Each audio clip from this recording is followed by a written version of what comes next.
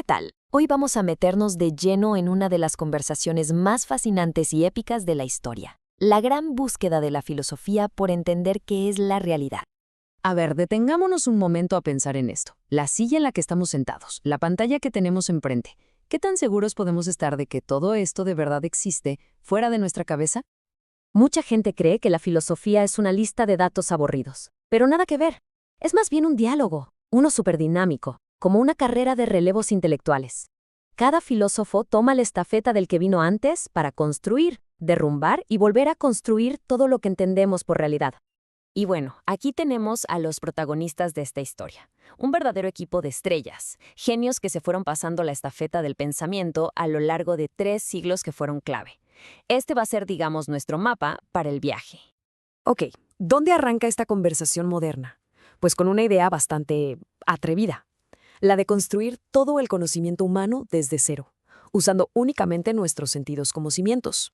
Y a esa idea se le conoce como empirismo. La cosa va así. Filósofos como John Locke propusieron que no nacemos con ideas ya puestas en la cabeza. Para nada. Al nacer, nuestra mente es, como él decía, una tabula rasa, o sea, una pizarra en blanco, lista para que la experiencia empiece a escribir sobre ella. Locke se imaginó este proceso de una forma súper clara. Primero, los sentidos nos dan lo que él llamó ideas simples. Piensen en ellas como si fueran ladrillos sueltos. El color rojo, la sensación de algo caliente, el sabor dulce. Después, nuestra mente se pone a trabajar y junta esos ladrillos para armar ideas complejas. Así, de amarillo y caliente, como vemos aquí, sale la idea de un sol.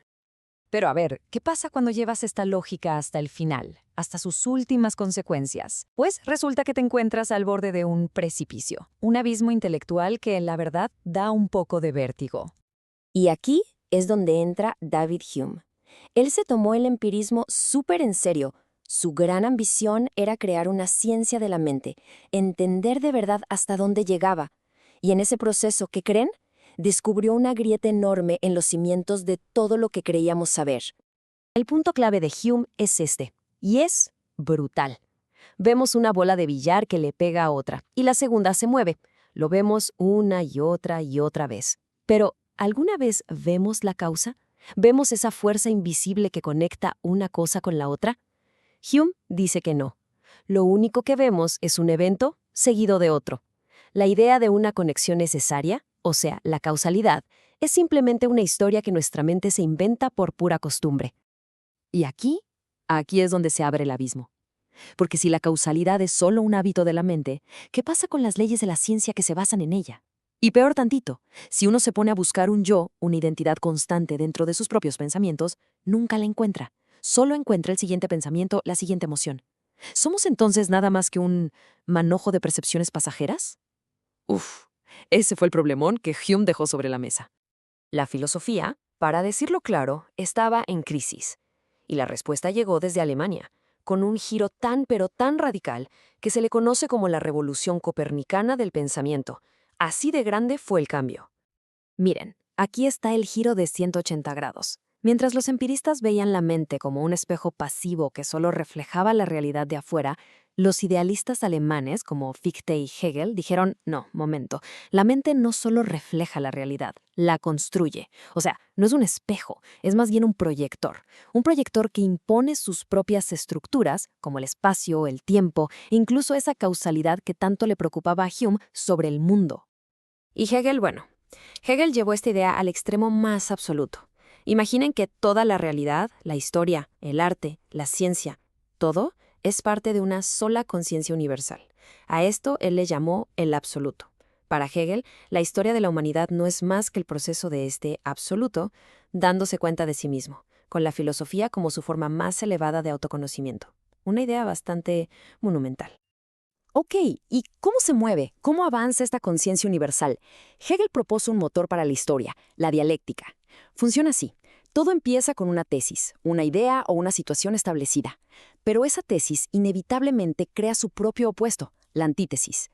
Y de la lucha, del choque entre las dos, nace una síntesis, una solución nueva y superior que a su vez se convierte en la nueva tesis. Y así el ciclo vuelve a empezar. Es progreso a través del conflicto, básicamente. El sistema de Hegel era, grandioso. Lo abarcaba todo. Parecía tener una respuesta para absolutamente todo. Pero, como era de esperarse, la siguiente generación de pensadores empezó a sentir que era demasiado, y comenzaron a rebelarse. Y uno de los críticos más feroces fue Karl Marx.